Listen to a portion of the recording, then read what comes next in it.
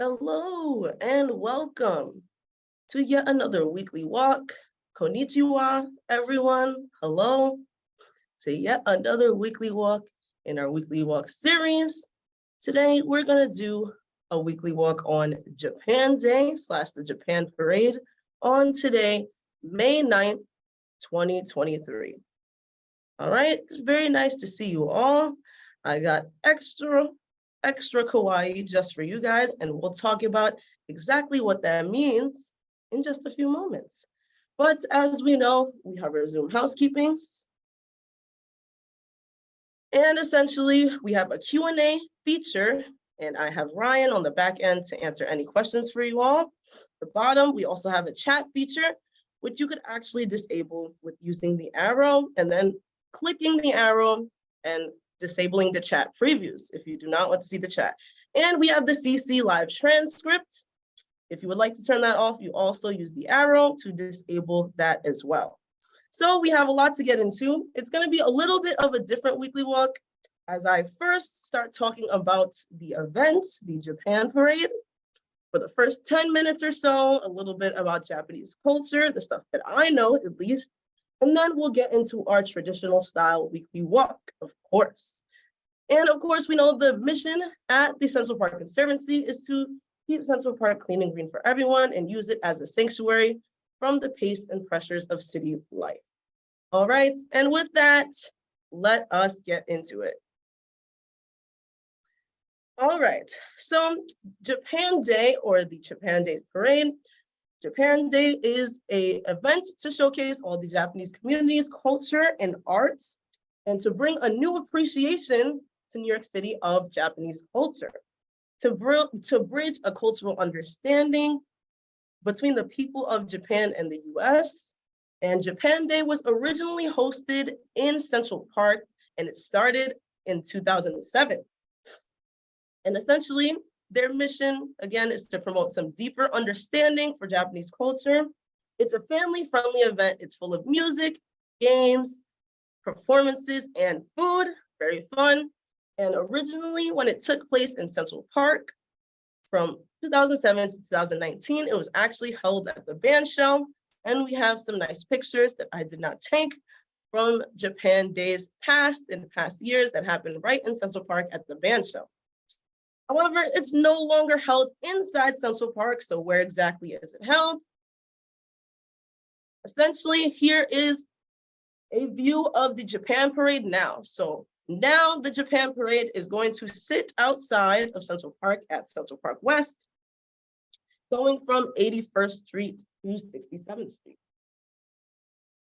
And essentially, this parade is the new iteration of Japan Day. It started just last year. So this is going to be the second annual Japan Day Parade. And essentially, it goes from West 81st to 67th Street. And it is also a part of a new initiative of Japan Month, which has a similar mission to bridging the gap between Japanese culture and bridging more of an understanding as well as appreciation of Japanese culture for us here in New York. So it has a very similar thing. And additionally, it has a Japanese street fair, Japan Fest, which actually happens all summer and has been happening for a couple of weeks already. But this Japan Fest is going to be right next to the Japan Parade at West 72nd Street and Columbus Avenue. And there, as you see in the image up top, there's going to be lots of different cultural delights there for you to partake in, from ramen to takoyaki to rice balls, onigiri, and many other treats. So we still have a street fair aspect. It's just that it's no longer taking place in Central Park. It is taking place right outside Central Park on Central Park West. So essentially, we have a picture on the bottom that I took of last year's Japan Day Parade. I actually had a lot of fun at it. It's a lot of fun, and it was really nice to be a part of the first annual one. But this week coming up on May 13th, this Saturday, is going to be the second annual Japan Day Parade. Now, I have some other pictures of the Japan Parade from last year. This is a picture of some taiko drummers that I took from last year's Japan Parade. And essentially, the year 2022 marked the 150th anniversary of the ambassador mission that was led by Iwakura Tomimi in 1872. Initially, he came over here in 1872 to establish some peace, to give some Japanese culture to us here in New York. And 2022 marked the 150th anniversary of that expedition. It also marked the 150th anniversary of baseball actually arriving to the US from Japan as well. So this year will be the 151st anniversary of those two events. That has definitely left such an impact on all of us here in the US and all the different cultures that we get to experience here in the US now. And here we have another picture that I took last year at the Japan parade. Essentially, we're looking at the Sailor Moon Live people. So there was an international tour of Sailor Moon Live, and these are the actresses. They were actually there for the Japan parade last year. I believe this year there's going to be Naruto Live at the Japan parade. So there's lots of different performances. So definitely check it out if you have time this Saturday. And now I'm going to talk a little bit about Japanese culture that I am acquainted with and I'm very passionate about, I'll say. And essentially, when you are at the Japan parade, you will probably see folks dressed like this. So these are Japanese fashion substyles that you normally see on Harajuku. If you've ever heard of Harajuku, I've got a picture of Takashita Street there, which is the heart of Harajuku. You will see lots of different people in alternate colorful styles such as this. Right now I'm displaying some Dakota fashion as well as some Kawaii fashion. Kawaii means cute. So all different types of cute fashions you're definitely going to see there from both participants in the parade and people actually watching the parade. So exactly what do you do when you come upon folks that look like this? So this is, first of all, a dress. This is a style. It is not a costume. This is just an alternative street fashion. That's the first part. The second part, if you want to interact with people, a compliment goes a long way. But of course, if you want to take a picture of someone, the first step is to ask permission. You won't believe the amount of times that I was not asked permission for a picture, and that is just frankly very rude. So first, you want to ask permission in a respectful way. No need to touch anyone. Try and respectfully wave them down and get their attention. Ask permission to take a picture, but then again, a compliment goes a long way. So just remember, when you see lots of different folks in this type of style, one, it is not a costume, and two, it is an alternative street style that originates from Japan. Shout out if you could see some cameos in there. And with that, my colleague is going to put in the link, a link for the information for the Japan Day Parade and celebration. So check out the link in the chat right now. And with that, we're going to get into our traditional weekly walk style where we focus on a segment of the park. And I thought I would focus on the part of the park that the Japan Parade is actually taking place. So the immediate boundaries right inside of Central Park. We're starting from West 66th Street. So we're starting from the south and we're making our way up to 81st. Now let us get into it. Starting at West 67th Street, rather. One of the things that makes Central Park so unique is that you get to choose your own adventure. And by that means, whatever path that you choose to take is going to dictate the type of experience that you actually get in Central Park. And we are going to demonstrate that shortly. This is the path that is the immediate path as soon as you get inside of 67th Street. It looks as if you're going into a forest of some sort, but it actually leads you to the Tar Cone Playground. And if you go a little bit more inside Central Park, you'll be met with one of the main roads. So if you actually chose to take this path along the main roads, you're going to be having a different experience when you're traveling around Central Park. It's a lot more busy, a lot more hustle and bustle in this area because, of course, it's off the main road. But with that, let's get to our first site of our walk for today. And of course, we're going to be at Sheep's Meadow. So Sheep's Meadow is definitely a great place to take a load off after you come from the festivities at the Japan Parade. Essentially, Sheep's Meadow is called that because originally there were actually sheep that lied on the meadow and that resided on the meadow. And here we have another picture of the southern end of Sheep's Meadow, great views. But essentially, the sheep were banished to a faraway place called Prospect Park, and they actually didn't last very much longer there either. This is around the 1930s. So that name essentially stuck, and that is why we still refer to it as Sheep's Meadow today. Just remember, there are no dogs on the lawn, and there are no team sports on the lawn. But of course, if you want to relax, just like all these folks are doing on this beautiful picturesque day, you may do so. So definitely check out Sheep's Meadow right after you see those festivities at the Japan Day. And with that, we're going to be making our way up to the northern tip of the park. And this is yet another path that we're going to encounter in Central Park. And this is the bridle path.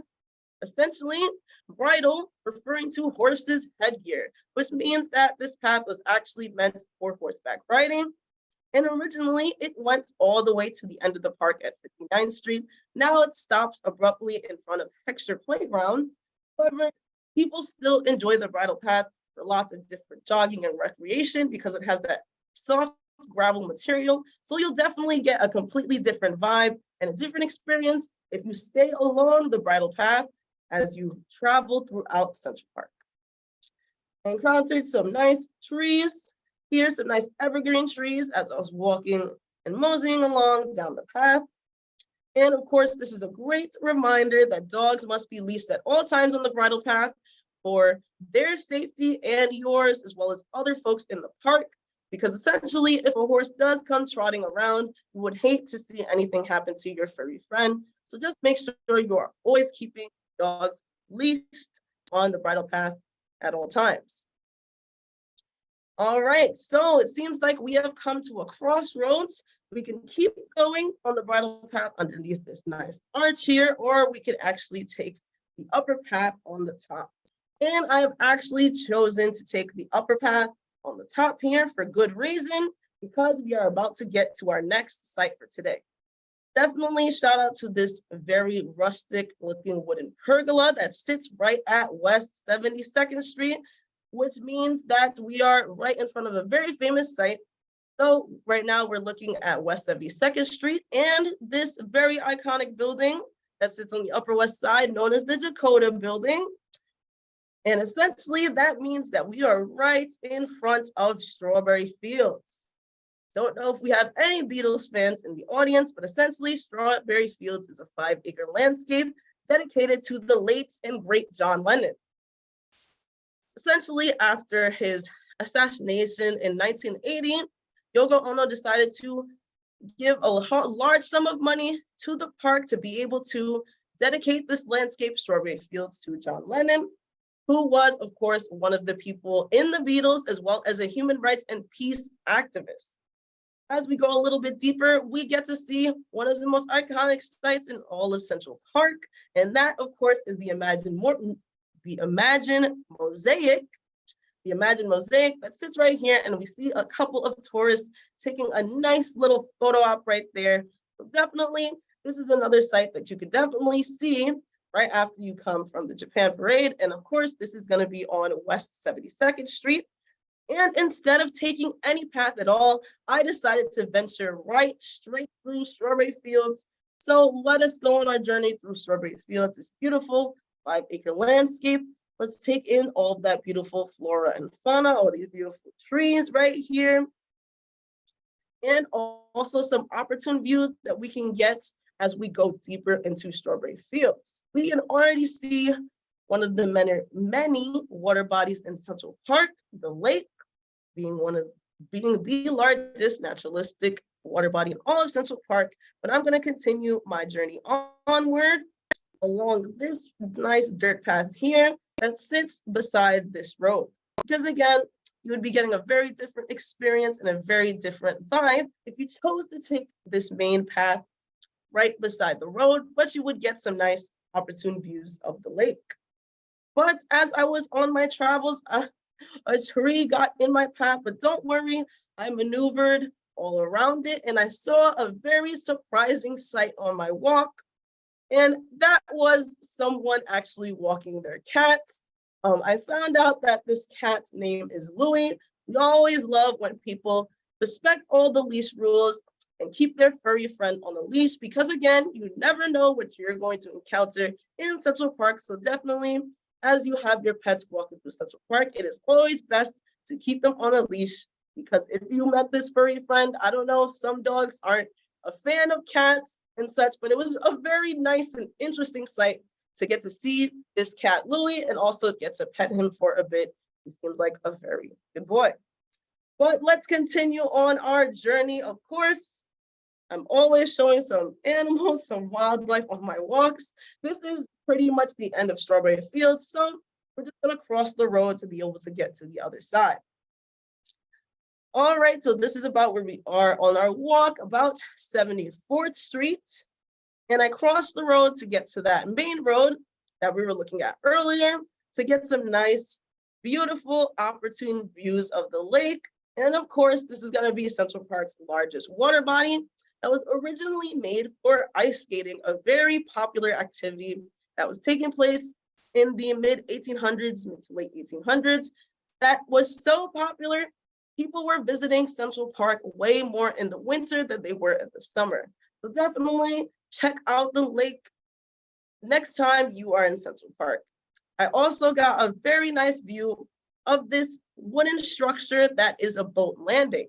Because of course, boating in and on the Central Park Lake has been a long-standing tradition. And essentially, when boating was first opened in the late 1800s, you would see a bunch of these boat landings where people could actually get off and explore the park at one point in time, again, around the late 1800s. And we see the Conservancy restoring these boat landings, these new and shiny luster to keep the history that was actually once there. Remember all the history that happened before us. And I decided to cross the road back again, closer towards the bridle path, but not quite on it exactly. And I saw this beautiful, nice, freshly seeded lawn, thanks to all the hard work of our operations staff here at the Conservancy, always making sure our lawns are fresh, clean, and new, and getting the proper amount of rest that it requires to keep these lawns clean and green for many different people to enjoy all year round. But as I walked slightly more up the path, we're seeing our next site for today, and that is going to be 77th Street Stone Arch. Essentially, this is one of our 30 ornamental arches and bridges that we have here in Central Park. A fun fact is that all of our arches and bridges are unique, so they all look different from one another. And 77th Street Stone Arch is no exception to this. Of course, being made of stone, making it a huge characteristic of this arch. But also, if we look a little bit closer, we have a very amazing feature that separates this bridge / arch from many of our others. We actually have a double tunnel or a double archway going on in 77th Street Stone Arch. And this path is actually the bridle path up here. So if you continue down the bridle path, you would also hit 77th Street Stone Arch, but you would just be hitting the other tunnel. And yes, this is going to be the only arch in the park that has a little double archway like this. So definitely check out 77th Street Stone Arch, made from some beautiful Manhattan mica schist, the bedrock of New York, as well as many other stones and bricks. Definitely check that out on your next visit. And with that, we are already making our way to our last site for today. Last stop today. And as I continued to make my way down the path, seeing all the beautiful lawns, all the beautiful trees, and the beautiful flora and fauna, of course, we come up on another path, a little wood chip trail, a wood chip path right here, giving us a completely different vibe, probably, hopefully transporting us to a different place that's not the center of New York City, as we walk down this path, which I actually found out is Naturalist's Walk. So I found this really nifty plaque right here on the end of the path that says this is the Naturalist Walk landscape, and that it was renovated with a generous gift from Stanley and Pamela Chase in 1997. So definitely at your next visit through Central Park, if you want more of a foresty feeling to truly transport yourself deep into nature, definitely take Naturalist Walk, this beautiful landscape, which has these beautiful wood chip paths and non-paved paths to better immerse you into the nature that Central Park all holds. Yes.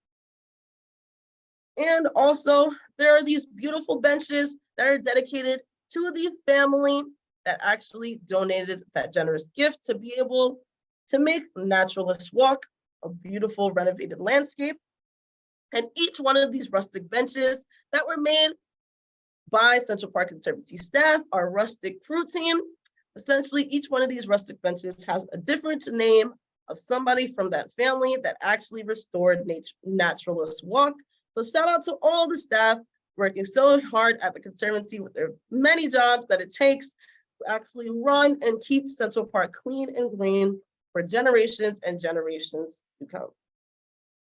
And I thought that this was the appropriate place to end our walk for today, right in front of the Museum of Natural History. Something else that you could definitely add to your plans for Saturday if you have the time and the energy to do so, right after you visit that beautiful Japan parade. So essentially, I was sitting right on top of one of those beautiful rustic benches as I took in the views and took in the beautiful, gorgeous day that we have with us to gaze upon the Natural History Museum, which of course is at West 81st Street. So again, I would like to thank you all so much for participating in coming on our beautiful program that we have here today. Definitely, we're gonna have a link to the Japan Parade festivities, as well as a link to Japan Society, which is a place that offers many different programs if you are interested at all in Japanese culture, from learning Japanese to different performances that they have there. So definitely check out the Japan Society right here in New York, as well as check out the link for more details on the Japan Parade that's happening this Saturday. And I definitely hope to see you there because I will be there.